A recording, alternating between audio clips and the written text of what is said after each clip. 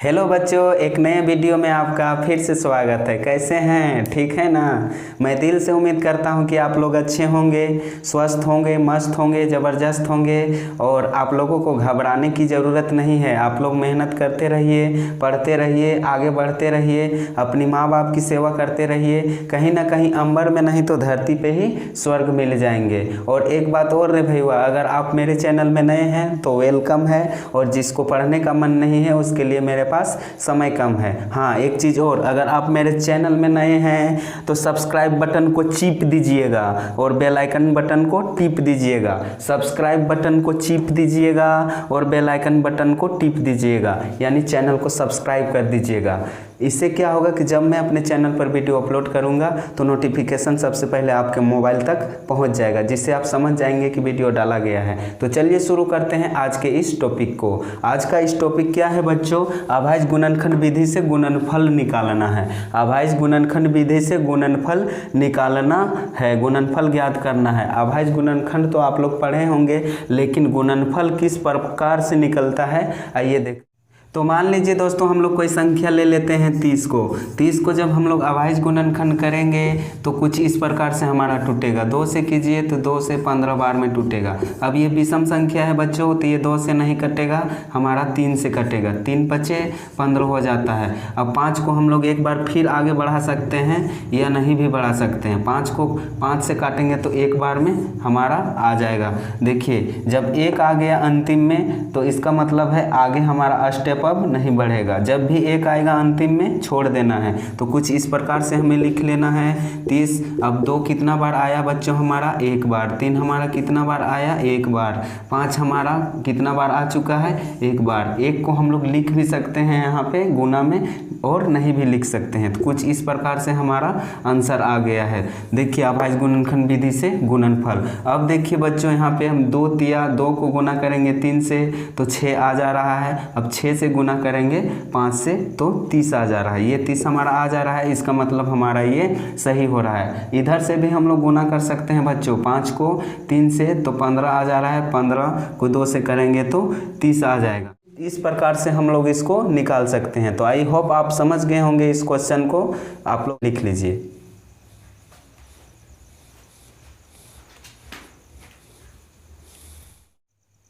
अब आइए दोस्तों, देखते हैं दूसरा प्रश्न। दूसरा प्रश्न हम मान लीजिए कोई संख्या ले लेते हैं 40 को। तो 40 को भी तोड़िए अभाज्य गुणनखंड के रूप में। इसको तोड़ेंगे 2 से तो ये 20 बार में हमारा आएगा, और फिर 2 से तोड़ेंगे तो 10 बार में टूटेगा। फिर 2 से तोड़ेंगे तो ये 5 बार में हमारा टूटेगा। अब ये नहीं टूटेगा, लेकिन 5 एक बार हम लिख सकते हैं। 5 एकम 5। अब देखिए 1 हमारा अंतिम में आ गया है, इसका मतलब इसका स्टेप अब आगे नहीं बढ़ेगा। तो कुछ इस प्रकार से लिख लीजिए बच्चों। 40 2 कितना बार आया है हमारा? 3 बार। तो 3 बार लिख लीजिए, 2 गुने 2 गुने 2। अब ये 5 हमारा कितना बार आ गया है? 1 बार। इसको हम लोग लिखेंगे, अब 2 3 बार आया है तो 2 का पावर 3 हम लोग लिखेंगे, क्योंकि 2 3 बार आया है, इसलिए 2 का पावर हम लोग 3 लिख दिए हैं। अब गुने 5 का 1 ही बार है तो इसका पावर 1 नहीं लिखाता है। ठीक है, ये छिपा हुआ रहता है, इसलिए ये हम लोग नहीं लिखते हैं। तो ये इसका क्या हो जाएगा? आंसर हो जाएगा कुछ इस प्रकार से। आई होप, मैं समझता हूँ कि इस प्रश्न को भी आप लोग बहुत अच्छे से समझ गए होंगे। अगर समझ गए होंगे तो स्क्रीनशॉट कर लीजिए या नोट कर लीजिए।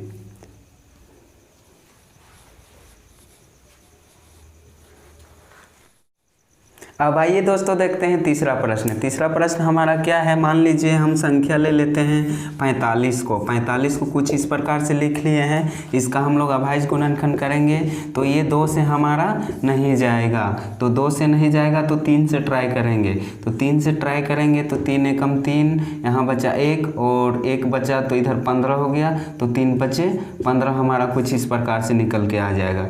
फिर ये 3 हमारा 5 से कटेगा तो 3 बचे 15। अब ये 5 नहीं कटेगा कोई संख्या से, केवल 5 से ही कटेगा। तो 5 से हम एक बार फिर लिख सकते हैं। अब देखिए अंतिम में हमारा 1 आ गया तो इसका स्टेप नहीं बढ़ेगा, ये यहीं तक रह जाएगा। तो कुछ इस प्रकार से हम लोग 45 का अभाज्य गुणनखंड निकाल लेंगे कितना बार 3 आया है, तो 2 बार, तो इसको 2 बार हम लोग लिख लेते हैं 3 को, गुने 5 कितना बार आया है बच्चों, 1 बार। 1 को लिख भी सकते हैं, नहीं भी लिख सकते हैं। अब देखिए 3 हमारा 2 बार है, तो 3 का स्क्वायर करेंगे, क्योंकि 2 बार आया है। जितना बार ऊपर रहेगा, जितना बार कोई संख्या ऊपर रहेगा उसका पावर उतना ही बार लिखाता है। तो 3 2 बार है, तो 3 लिख के 2 बार हम लोग लिख दिए हैं। गुने 5 1 बार है, तो इसका पावर हम लोग 1 लिख भी सकते हैं, नहीं भी लिख सकते हैं, इसलिए हम लोग नहीं लिखते हैं। चलिए मिटा देते हैं। इसका आंसर हो जाएगा कुछ इस प्रकार से 45 का। ये हो गया गुणनफल के रूप में, ये हमारा आंसर आ रहा है बच्चों। याद रखिएगा, ये अभाज्य गुणनखंड विधि से बन रहा है, लेकिन इसका गुणनफल आ रहा है इतना, 3 का स्क्वायर गुने 5। तो आई होप, मैं समझता हूँ कि इस क्वेश्चन को भी आप समझ गए होंगे। अगर समझ गए होंगे तो आप लोग नोट कर लीजिए या स्क्रीनशॉट कर लीजिए। अब आइए देखते हैं चौथा नंबर क्वेश्चन। चौथा नंबर क्वेश्चन हम लोग 80 को ले लेते हैं। 80 को हम लोग ले लेते हैं, तो इसको हम लोग किस तरह से बनाएंगे, इसका भी अभाज्य गुणनखंड कीजिए। ये सम संख्या है, इसीलिए हम लोग 2 से तोड़ेंगे। 2 से तोड़ेंगे तो ये 40 बार में टूटेगा।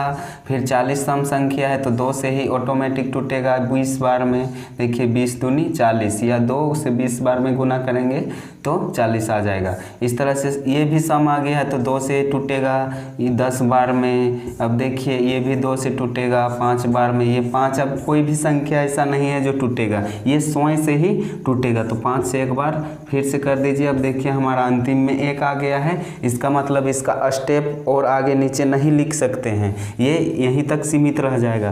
तो कुछ इस प्रकार से हम 80 को लिख सकते हैं। 2 कितना बार आया है बच्चों, हमारा 4 बार आ गया है, तो इसको 4 बार लिख लीजिए।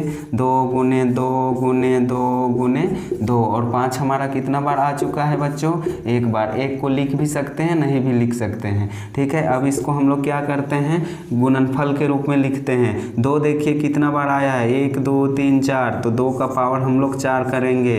और गुने 5 कितना बार आया है, तो 1 बार। 1 को लिख भी सकते हैं, नहीं भी लिख सकते हैं, ठीक है। तो हम लोग नहीं लिखते हैं, तो इसका कुछ इस प्रकार से आंसर आ जाएगा 80 का। इस प्रकार से हमारा गुणनफल निकल के आ जाएगा, ये हमारा आंसर हो जाएगा। तो आई होप हम समझते हैं कि इस क्वेश्चन को भी आप बहुत अच्छी तरह से समझ गए होंगे। अगर समझ गए होंगे तो इसको नोट कर लीजिए, स्क्रीनशॉट कर लीजिए। मैं बार बार बोलता हूँ, और आप लोग प्रैक्टिस कीजिएगा 3 से 4 बार। इससे क्या होगा कि आपको एक्सपीरियंस बढ़ेगा। अब वीडियो देख के छोड़ दीजिएगा तो आप नहीं सीख सकते हैं, इसको कॉपी में बार बार बनाना होगा, तब आपको ये समझ में आएगा बहुत ही अच्छी तरह। आप लोग नोट कर लीजिए।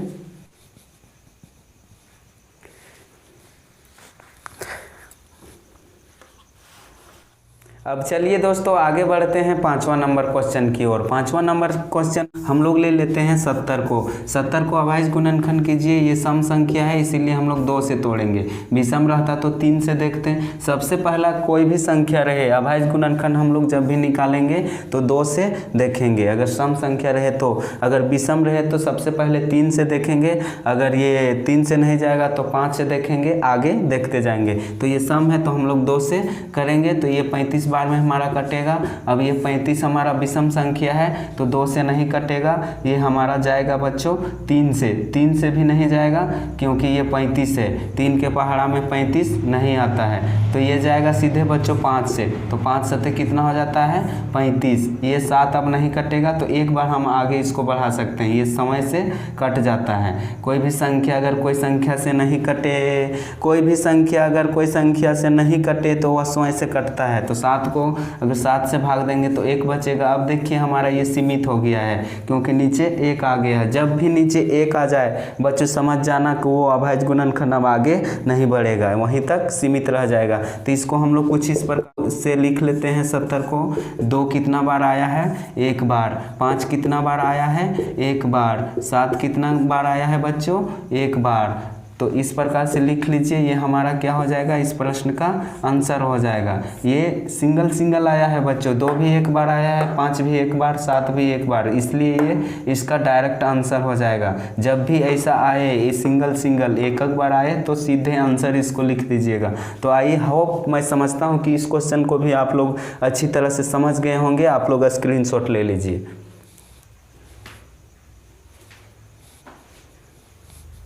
अब चलिए बच्चों चलते हैं छठा नंबर क्वेश्चन की ओर। छठा नंबर क्वेश्चन हम लोग ले लेते हैं 100 को ले लीजिए। इसको भी अभाज्य गुणनखंड कीजिए। आप लोग तो सीख गए होंगे, इसको अभाज्य गुणनखंड करेंगे 2 से तो ये 50 बार में टूटेगा। अब 50 को तोड़ेंगे 2 बार में तो ये 25 में टूटेगा। ये विषम संख्या आ गया है बच्चों, ध्यान दीजिएगा। 25 3 से नहीं कटेगा, सीधे 5 से कटेगा, 5 के पहाड़ा में आएगा। 5 5 25 होता है। अब ये नहीं टूटेगा कोई संख्या से, ये 100 से टूटेगा तो 100 से कीजिए, 5 एकम 5। अब देखिए हम क्या बताए थे, अगर अंतिम में 1 आ जाए तो वह अभाज्य गुणनखंड सीमित हो जाता है, आगे नहीं बढ़ेगा इसका स्टेप। आप बढ़ा के देख लीजिए, बढ़ेगा ही नहीं, यहीं तक आएगा। तो हम लोग कुछ इस प्रकार से 100 को लिख लेते हैं। 2 कितना बार आया है बच्चों, 2 बार। 5 कितना बार आया है, 2 बार। तो यहाँ लिख लीजिए 2 गुने 2, क्योंकि 2 2 बार आया है। 5 कितना बार आ गया है, 2 बार, तो 2 बार लिख लीजिए। और नीचे हम लोग कुछ इस प्रकार से लिख लेते हैं 2 का पावर 2, क्योंकि 2 2 बार आया है। अब 5 को हम लोग कैसे लिखेंगे, गुने 5 का पावर भी हम लोग 2 लिखेंगे बच्चों। कुछ इस प्रकार से 100 का हो जाएगा हमारा गुणनफल। तो इसका आंसर लिख लीजिए, इसका आंसर कुछ इस प्रकार से हमारा निकल के आ जाएगा। आई होप, मैं समझता हूँ कि इस प्रश्न को भी आप लोग बहुत ही अच्छी